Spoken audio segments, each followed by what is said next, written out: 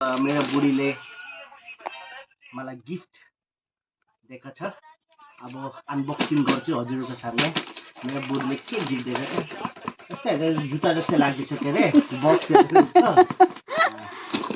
Thank you so much मेरो बुढी। के भने बुढीले गाली भी गर्छ हल्ला भी गर्छ अनि यस्तो तले माया भी गर्छ। देख्दा मलाई जुत्ता सुत्ता पनि किनिदिन्छ। त म अनबक्स गर्दैछु। मेरो बुढीले के अनलाइन किनेको छ।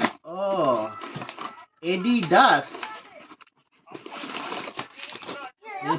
मेरो बुढीले एडिडासको के हो जुत्ता होला।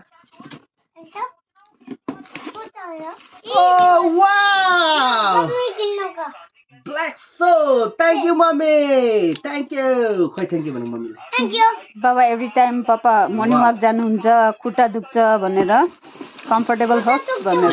साथीहरु हेर्न सक्छ मेरो बुढीले कस्तो दामी दामी ब्ल्याक कलरमा एडिडासको।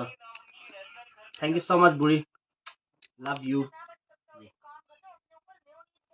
त यो मेरो बुढीले मलाई किन किनिदिएको भने मलाई बल्ल थाहा भयो म मर्निङ वाक जान्छु त नि। मर्निङ वाकमा लगाउनुकोले किनिदिएको रहेछ मेरो बुढीले।